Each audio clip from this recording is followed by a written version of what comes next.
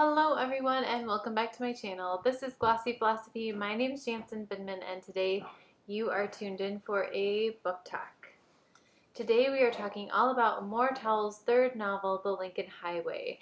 We will also be slightly talking about Rules of Civility, which was his first novel, because a lot of the characters and places kind of flow into his third novel. However, Amor Towles' second novel, A Gentleman in Moscow, has nothing to do with either of these stories.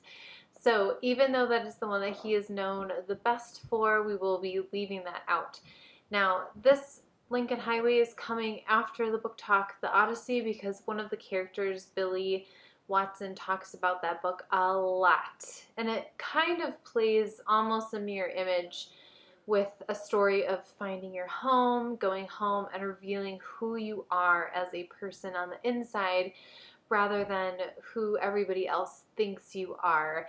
There are some parallels with the character in the Iliad and the Odyssey within the Lincoln Highway. So let's get started. There are a few parts that we will be talking about that will be spoiler alerts. I will try to remember to alert you in case you haven't read this book.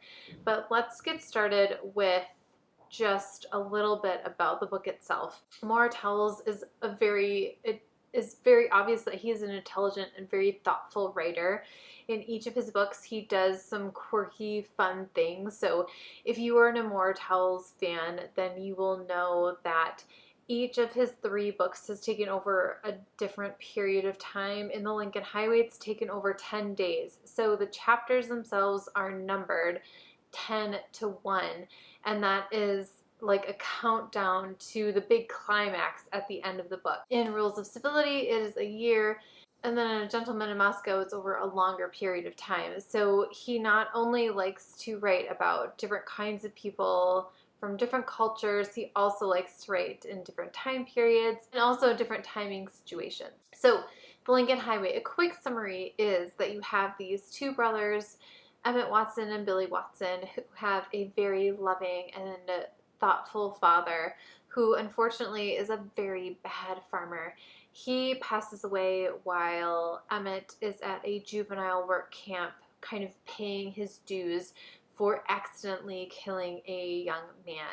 Now, the young man that he kills is a bully in the town, and even though it was an accident and Emmett totally could have gone to the judge and pleaded innocent, or just like this, it happened on accident kind of thing, and gotten off with a later sentence, he is a straight shooter of a character, and he really wants to pay his societal dues. So after he is released, the book takes place after he is released, and he's on his way back to the family farm, which is being repossessed. So already we start the book where Emmett and Billy have no home. And even though there's a lot of references to the Odyssey, which is Odysseus trying to get back home, they are searching for a new home. So that idea of searching for home and going home and what is home and who makes home is a big part of this book as well. Then we have the tag-alongs from the work camp that are coming, Willie and Duchess. They have hitched a ride and they cause a whole bunch of chaos, and they are basically keeping Odysseus or Emmett from reaching his goals. Just like in the Odyssey, Odysseus's crew kind of prevents him from going home for a big portion of the story.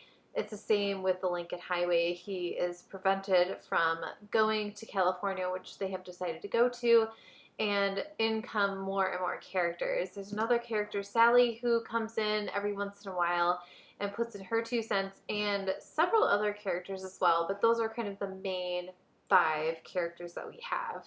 We even have a character actually called Odysseus in the story, and Billy reads the Odyssey to Odysseus, so it is very Odyssey heavy in this book. And basically, again, it is a story of who you, like, soul searching, who you are. Are you who you present yourself to be, or are you something else? And finding home, either going home or finding what home is to you, maybe starting over. So that is a quick summary of the book. Now let's kind of dig into the characters, because I think the characters are what make this story really interesting. Something else Amor Towles has done kind of in an interesting twist is that he's written this book very differently from how he's written his other two books. He has taken each character and allowed them to present themselves through him in different ways. So for Emmett Watson, who is a very straight shooter, it's almost black and white with him, like this is right, this is wrong. And he is constantly needing Billy to bring in that little bit of innocence back into his life, a little bit of magic back into his life, so that it's not quite so bleak and not quite so black and white as well. Emmett is kind of like Achilles, where he just, again, he's a straight shooter, but if you mess with him too much, then he will come after you in a very aggressive and violent manner, which is exactly what sent him to the juvenile work area in the first place. It's also interesting that Emmett himself reflects on his inner person and is surprised at what he finds, because there are several moments when he could do some very violent and aggressive things, and he has to remind himself that maybe he shouldn't, and does he want to be that person? But I think the scary thing about Emmett is that he's such a young guy and he's already so aggressive, and you just wonder as he grows up, if Billy isn't around, is he going to remember to cool his jets? Okay, so, and Emmett isn't written in the first person. He, as a character also, from a reader perspective, he's very kind of standoffish. We don't get to fully experience Emmett from the inside. It's more like everyone's reflecting with him. And then we have Billy, who is also not written in the first person, but I feel like I get to know Billy a little bit more. And maybe that's just because he's a little bit younger, very innocent, very smart, very, very smart. He is a book reader and just thinks about things in a very interesting, childlike way. And again, he's constantly bringing that magic and bringing that innocence to each of the characters and making them kind of rethink if certain things are a good idea, and maybe just like taking a breath, taking a step back from the situation and bringing everybody into the present, almost like Scout does in To Kill a Mockingbird. And a few of those high intensity scenes, Billy does the same thing. He is looking to be a hero, just like Odysseus, and just like this ginormous book that he's dragging around with him. He wants to be a hero, and he's kind of following the rules of being a hero and what is an adventure, and that's really important to him. It's also really important to Billy to find their mother. Their mother ran away when Billy was really young, so Billy doesn't remember her, and unfortunately his father passes away a few years after that, so they're homeless and they don't have any family, Billy and Emmett. So that is just kind of an interesting way to think about the book, because all of these characters at one point become homeless or detached from their families or who they are, either because of circumstances or because they themselves want to detach from their own reality. Sally is kind of in the same boat as that. She is, so this takes place in 1954. Sally is written in the first person. The first time I read it, I really liked Sally, and the second time I read it, I really didn't like her. She felt very stereotypical, even though she's a Spitfire. She just feels a little flat compared to some of the other characters. Emmett feels flat in a kind of literary sense, but Sally feels flat in a, like, I don't know how to express her kind of a way. And just a quick aside, I love Amor Towles' writing. I think he does a brilliant job, but I do feel like his female characters are pretty flat. My favorite book from him is A Gentleman in Moscow, and his prime female character is Nina, and I don't really care for her. And the same with the Count's adopted daughter. Like, all the females just feel very flat, where the males just feel very, like, they could be anybody. They could even be me. It doesn't even matter that they're guys. They just feel very well-rounded, like real people. They're feeling lots of things, and the women just feel like they're only feeling one thing at a time, or they're just kind of flatlined. And I felt the same way in Rules of Civility, even though the main character is Katie Content. She just felt very flat. So, you know, I'd be interested to hear everybody else's opinions, because when I spoke about this book to other people, some people had very strong feelings about her, and some people didn't. So she's an interesting character. I wanted to know more, and I wanted her to be a little bit more rounded of a character, since she gets quite a bit of airtime in this book. It's like, why did you even put her in if you're not going to round her out like you did the male characters? And then we have Wooly and Duchess, who have escaped again from that work camp. Now, throughout the book, we find out why they got sent to the work camps, and it's for very different situations. And spoiler alert, okay? So if you haven't read this book, stop watching, read it, and then come back and watch the rest of this. So Wooly has some kind of mental thing going on where he, not only does he think about the world very differently, but he's on some medication, and we don't exactly know what that medication is. There's lots of speculation on the internet of what it is, but it seems like he is a little bit slower to grasp reality, and he thinks about reality in a very different way that people have trouble relating to him, and he has a lot of trouble relating to other people.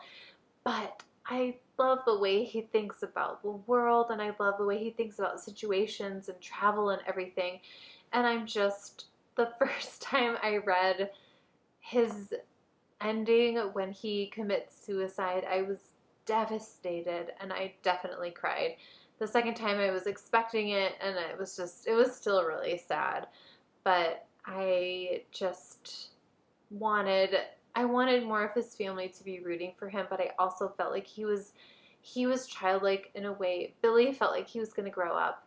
Wooly was stuck in a certain mental situation capacity, and he could do quite a bit of harm to others if he wasn't careful, and he actually did do quite a bit of harm throughout his life, unintentionally, kind of like Emmett, but he couldn't seem to figure out why everybody was so upset and why what he did was wrong. He always had an explanation, and as interesting as it was, it wasn't good that he continued to do destructive things.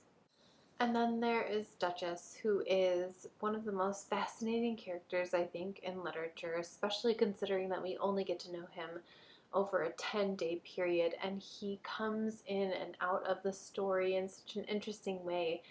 We get a picture of Duchess from all the stories being told through other people, as well as his own inner self explaining why he's doing things.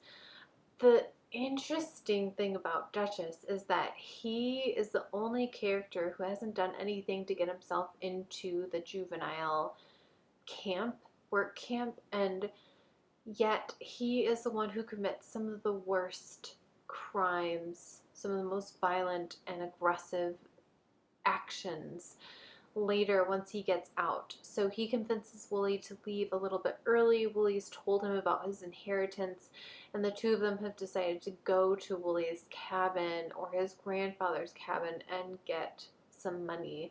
And he brings Billy and Emmett and Sally along with him, as well as a few other characters.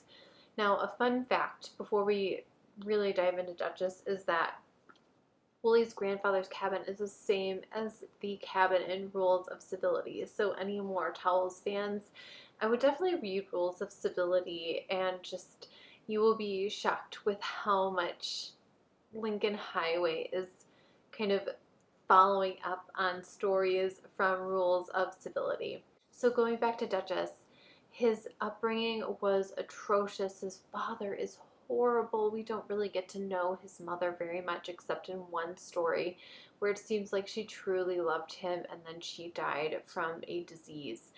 Now, Duchess, we find out later, cannot swim and he can't read.